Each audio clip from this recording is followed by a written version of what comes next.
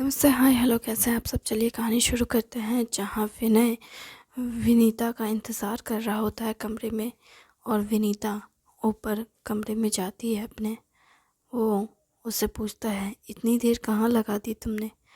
जिस पर विनीता कहती है, ज़्यादा कुछ नहीं, बस माँ और चाची की मदद करना चाहती थी, लेकिन उन्होंने मना कर दिया।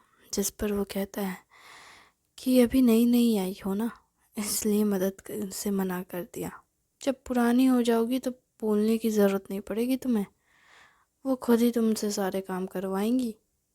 अच्छा, तुम्हें लगता है तुम्हारी माँ ऐसी है? वैसे तो मेरी माँ सबसे बेस्ट है, लेकिन काम के मामले में हर कोई काम चोरी करना पसंद करता है।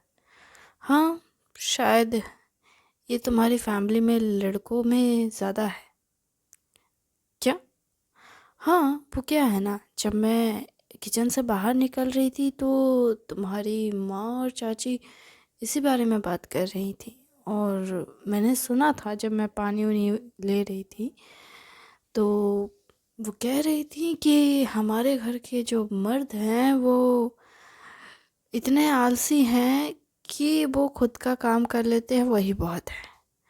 बाकी उनसे अगर घर का काम करवाने जाओ तो वो जितने टाइम में करेंगे उतने टाइम में तो हम कर लेंगे। अच्छा, ऐसा क्या? हम्म तुम्हारी माँ और चाची बहुत अच्छी हैं, तुम्हें पता है क्या? हाँ, पता है। इनफैक्ट मेरी माँ और चाची दोनों ही बेस्ट फ्रेंड जैसी हैं। ये बात तो सही है। तुम्हें पता है, मुझे कभी कभार सोच में पड़ जाती हूँ कि उन्हें उनकी कंपनी इतनी मज़ेदार कैसे है। मतलब मैंने बहुत सारी ऐसी फैमिलीज़ देखी है जिसमें अक्सर दोनों गोतनी के बीच कभी नहीं बनती। मैं तो सोच रही हूँ कि मेरी गोतनी के साथ मेरी कैसी बनेगी, क्या मेरी उससे बनेगी या नहीं। हे भगवान, अभी तुम्हारी गोतनी आई नहीं है, अभी वो छोटा है। हाँ, कितना ही उम्र हो रहा है, 21 साल का तो है। अच्छा, तुम अभी से उसे ब्याह करवाना चाहती हो? देखो, ये ब्याह शब्द बहुत अजीब नहीं लगता? हमारे यहाँ तो ऐसे ही बोल दिया जाता है। ठीक है, पर मुझे अब सोना है। Good night. ये कहकर विनीता बिस्तर में लेटने वाली होती है, तब विनय कहता है, क्या तुम इतने फिटिंग कपड़े पहन के सोने वाली हो? कंफर्टेबल कपड़े पहन लो। जिस पर विनीता कहती है, सही कहा तुमने। तभी वो दरवाज़ा लॉक करती है और फिर अपने कपड़ों को चेंज करने लगती है। जिस पर विनय कहता, तुम कितनी बेशरम हो, मेरे सामने ही कपड़े बदल रही हो। हाँ तो क्या हो गया, तुम मेरे पति हो। क्या हुआ, मैं नहीं बदल सकती? थोड़ी तो शर्म कर लो। हाँ तो मुझे बाहर के कपड़े बदलने हैं, थोड़ी ना अंदर के कपड़े बदलने हैं जो इतना सोच रहे हो। और वैसे भी मैं कपड़े बदल लूँगी तो तुमको पता भी नहीं चलेगा। ऐसा कैसे हो सकता है कि कोई कपड़े बदले और उसे कुछ पता ही ना चले? अच्छा, तुम जाकर भी देख सकते हो, देख लो, तुम्हें कुछ नहीं पता चलेगा। और वो ऐसे कपड़े बदलती है, सच में उसके कपड़े बदलने का टेक्निक देखकर वो कहता है, मान गए तुम्हें, तुम ऐसे कैसे कपड़े बदल सकती हो? वो कहती है, आसान है, थोड़ा दिमाग लगाओ तो तुम कपड़े बदल लोगे। पर तुम्हारा कपड़ा फिटिंग था। हाँ तो क्या हो गया, मुश्किल थोड़ी ना है, थोड़ा सा दिमाग लगाओगे तो काम हो जाएगा। फिर तुम एक इंसान के सामने क्या, तुम 10 लोगों के सामने भी आराम से कपड़े बदलोगे। तुम क्या 10 लोगों के सामने कपड़े बदलने वाली हो? वैसे तो शादी घर में तो बदलने पड़ते हैं, क्योंकि वहाँ पे बहुत सारी लेडीज़ रहती हैं और एक ही कमरे में रहती हैं, तो बदलने पड़ते हैं। अच्छा, ऐसा कब ही हुआ है क्या? इस बात पर विनीता कहती है, हाँ, एक बार मैं किसी रिलेटिव के शादी में गई थी। पता है, उस शादी में ना इतनी सारी औरतें थी ना। शादी में तो औरतें होती हैं, अरे मतलब लड़की के लिए ना, लड़की के जितने गेस्ट वगैरह थे ना, तो जितनी औरतें थी उनके लिए एक कमरा दिया गया था और एक कमरा आदमियों के लिए था। तो आदमी आदमी के कमरे में थे, औरतें औरतें के कमरे में थी। तो मतलब वहाँ पे ना मैं चाची के साथ गई थी। तो वहाँ ना अब कुछ नहीं तो 30-35 औरतें थी। 30-35, हाँ शायद ज़्यादा ही होगी। मतलब औरतें, लड़कियां, बच्चियां, मतलब सभी थी। अब तो मतलब कुछ नहीं तो 35 से ऊपर ही होंगी। मोस्ट प्रॉब्ली तो ओल्ड एज ज़्यादा थी। अब मुझे तो इतनी शर्म आ रही थी कि मैं समझ नहीं पा रही थी कि मैं कैसे कपड़े बदलूं। मुझे हमेशा से अकेले में कपड़े बदलने की आदत है। ये पब्लिकली ड्रेस चेंज करना मुझे समझ नहीं आ रहा है। मुझे तो मेरी चाची गार्ड कर रही थी सामने टावल लेकर के। मुझसे नहीं हो पा रहा था। क्या तुम सच में इतनी शाई थी? हाँ, उस टाइम पे तो मैं बहुत ज़्यादा शाई थी। मुझे तो समझ ही नहीं आ रहा था कि कोई पब्लिकली कैसे कपड़े बदल सकता है। और वो औरतें तो आराम से बदल रही थी और मुझे भी बोल रही थी कि इतनी क्या शर्मा रही हो, सबके सामने बदल में। यहाँ पे तुम भी लड़की हो, हम भी लड़की हैं। जो तुम्हारे पास है वो हमारे पास। और ये सुनने के बाद तो मैं और ज़्यादा शर्माने लगी। मैं सोच रही हूँ ये लोग कैसे ओपनली बात कर सकते हैं सब। पर सच कहती हूँ, वो इतनी बेशर्म। हालांकि वो बेशर्मी नहीं है, बट ठीक है। पर मुझे अजीब लगा, मुझे बहुत अजीब लगा। मुझे समझ नहीं आया कि मैं ये सारी सिचुएशन को, क्योंकि वो मेरे लिए पहली बार था तो मैं थोड़ी ज़्यादा शाई हो गई थी। लेकिन धीरे धीरे मैं नॉर्मल हो गई। अब मैं लोगों के सामने कपड़े बदल सकती हूँ। मुझे इतनी शर्म नहीं आती अब। लेकिन हाँ, थोड़ा अजीब लगता है। और तुम्हारे सामने बदलने में क्या सोचना? अच्छा, तो मेरे सामने बदलने में कोई सोचने की ज़रूरत नहीं, तो बदल ही क्यों रही हो? छोड़ दो बदलना, बकवास बंद करो। ये कहकर वो बिस्तर का एक कोना पकड़ लेती है, जिस पर विनय भी बिस्तर में आराम से रजाई ओढ़कर अंदर घुसता है और उसके सर के नीचे से अपना हाथ पार करते हुए उसे सीने से लगाता है। जिस पर विनीता कहती है, क्या कर रहे हो? वो कहता है, आज अपनी पत्नी को गले लगाकर सोना चाहता हूँ, और क्या कर रहा हूँ। अच्छा।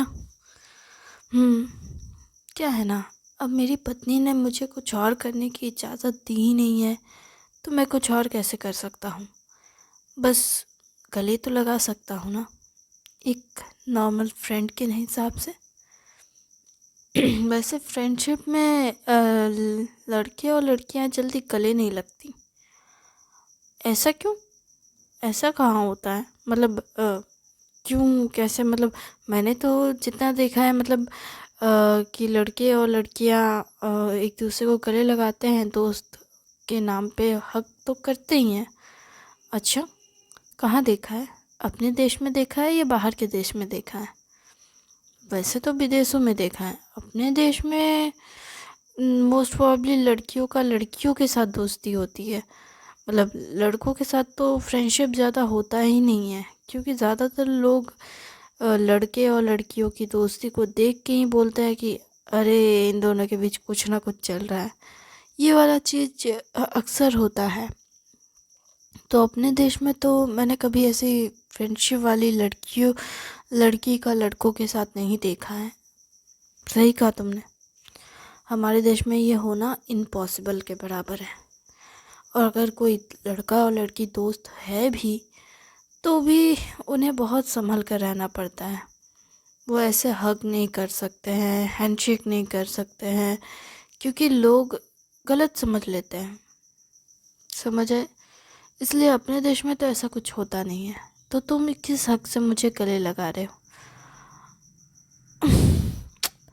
तुम ना, सच में। ठीक है, चलो मान लिया अपने देश में नहीं होता है, विदेश में तो होता है। चलो मैं तुम्हें विदेशी अंदाज में गले लगाता हूँ। ओके? वाह, क्या बात बदली है ना। देसी शादी की और विदेशी प्यार चाहिए तुम्हें। गजब हो तुम।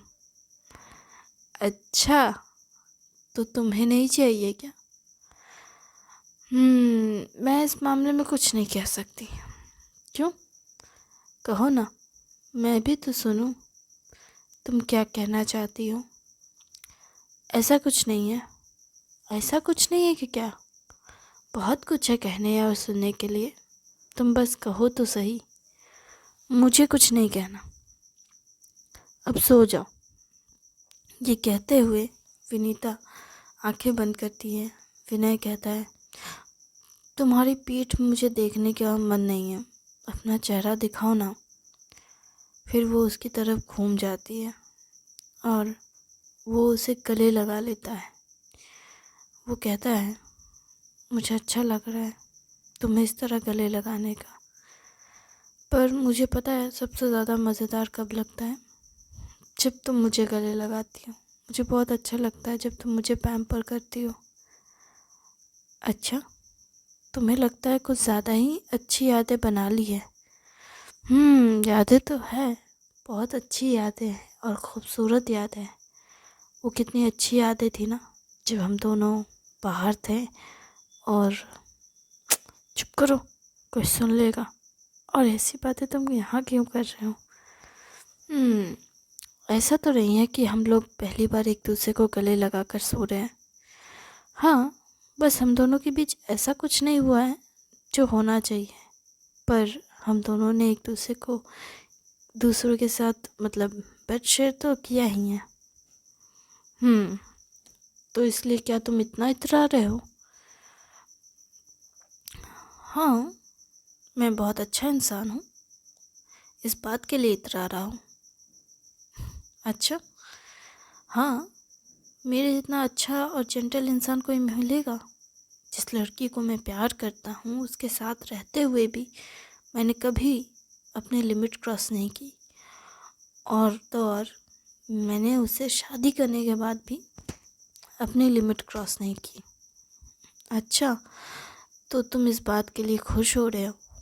हाँ, खुश तो होना ही चाहिए, और तुम्हें अपने पति पे प्राउड भी करना चाहिए।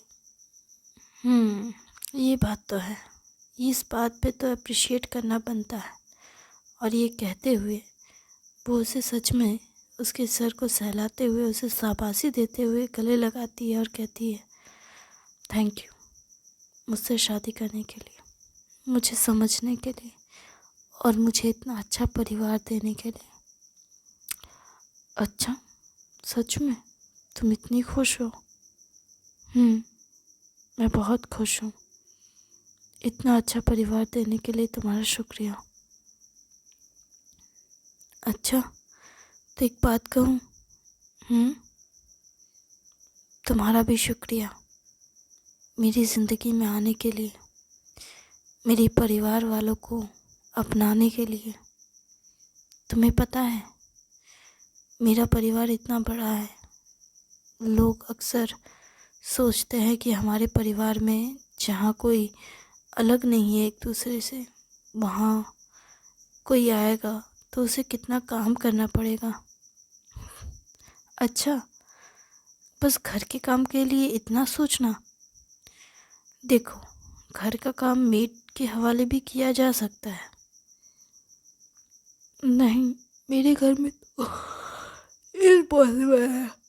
कहते हुए दोनों हाय लेते हैं, जिस पर विनीता कहती है, इम्पॉसिबल क्यों है? जिस पर विनय कहता है, क्योंकि मेरी माँ को पसंद नहीं कि कोई बाहर वाला आकर हमारे घर का काम करे, या कोई बाहर वाला आकर के हमारे घर को संभाले। ऐसा क्यों? क्योंकि ये उनकी मर्ज़ी है, उनकी चॉइस है। इनफैक्ट एक्चुअली मेरी दादी का यही धारणा रहा था हमेशा से। मेरी माँ जब आई थी तब मेरे घर में मेरी दादी अक्सर कोई ना कोई मेहमान बुला लेती थी, कभी फूआ को, कभी मौसी को, तो कभी किसी और को, कभी किसी और को। इसलिए ना घर ना हमेशा भरा रहता था, और मेरी माँ को सारे काम करने पड़ते थे क्योंकि उस टाइम पे वो इकलौती घर की बहू थी।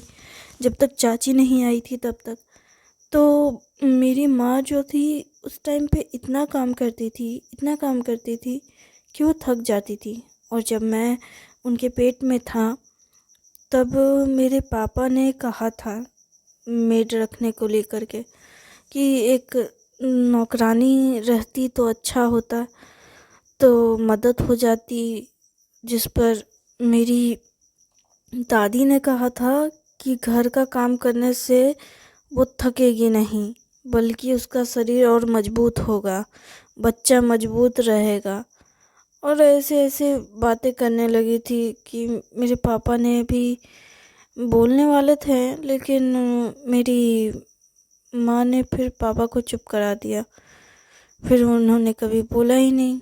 और उसके बाद तो फिर कुछ टाइम बाद चाची आई और मेरी दादी ने मेरे भाई को देखा और मेरे भाई को देखा, हाँ भाई को देखा था। उसके बाद फिर इस निधि को शायद नहीं देखा था मेरी दादी ने। उसी टाइम पे उनकी डेथ हो गई थी दादी की, जब निधि हुई भी नहीं थी। बस उनको पता था कि चाची प्रेग्नेंट है। और उस टाइम से ही मेरे घर में जो कि मेड उस टाइम से ही मना था। तो अभी फिर उसके बाद दादी के जाने के बाद रिश्तेदारी भी बहुत कम हो गया, लोग आना जाना कम करने लगे। तो धीरे धीरे मेड की नीड भी ख़त्म हो गई और घर की मदद करने के लिए, घर के काम में मदद करने के लिए चाची भी आ गई थी। तो उतनी ज़रूरत महसूस नहीं हुई माँ को। और इसलिए अच्छा, पर अगर मैं घर का काम ना करना चाहूँ तो, और मैं मेड रखना चाहूँ तो क्या घर में प्रॉब्लम होगी इससे? देखो, मुझे नहीं लगता कि इससे प्रॉब्लम होगी, क्योंकि उस टाइम पे जब मेरी माँ को प्रॉब्लम नहीं थी मेड रखने से, वो तो मेरी दादी की वजह से वो चुप थी। तो अब प्रॉब्लम तो नहीं होगी, लेकिन पर फिर भी मुझे नहीं लगता कि ये करना सही है, क्योंकि ऑलरेडी घर में सारे चीज़ें हैंडल हो जाती हैं। बात वो नहीं है कि सारी चीज़ें हैंडल हो जाती है या नहीं, बात ये है कि माँ और चाची दोनों ही अब उम्र हो रही है, वो थक रही हैं। वो ऐसा नहीं है कि काम काम ना करें, लेकिन कम से कम खुद के सेहत पे भी तो ध्यान दें। तुम्हें पता है अब उम्र हो रही है, उन्हें एक्सरसाइज की ज़रूरत है, उन्हें अच्छे खान पान की ज़रूरत है, उन्हें अच्छी देख रेख की ज़रूरत है। मैं समझ रहा हूँ, लेकिन वो तो उनकी चॉइस है ना। चॉइस दी जाती है, क्या कभी दी गई है उन्हें चॉइस कि मेड रहे या ना रहे? घर में क्या इस बारे में बात हुई भी है? जिस पर वो कहता है नहीं, बात तो नहीं हुई है। तो फिर तुम कैसे कह सकते हो कि ये उनकी चॉइस है? ये उनकी चॉइस नहीं है, क्योंकि उनके पास चुनने के लिए था ही नहीं कभी। उनकी सास ने मना कर दिया और उसके बाद फिर सारे काम दोनों मिलकर करने लगी। और ये उनके पास ऑप्शन नहीं था काम को मना करने के लिए का। उनके पास एक ही ऑप्शन था काम को करते रहने का, बस, और कोई काम नहीं। तुम सही हो, लेकिन ये कहना बिल्कुल भी सही नहीं होगा कि ये उनकी खुद की चॉइस नहीं थी। देखो, मैंने ये नहीं कहा कि उनकी चॉइस नहीं थी, मैं ये कह रही हूँ कि कम से कम उन्हें ऑप्शन तो देना चाहिए। बाकी करना ना करना ऑप्शन पे, ये उनके हाथ में है। समझ आई बात? हाँ ठीक है, मैं समझ गया। अब चलो सो जाओ। Good night. Good night. ये कहते हुए वो दोनों एक दूसरे को गुड नाइट कहकर गले लगाकर सो जाते हैं।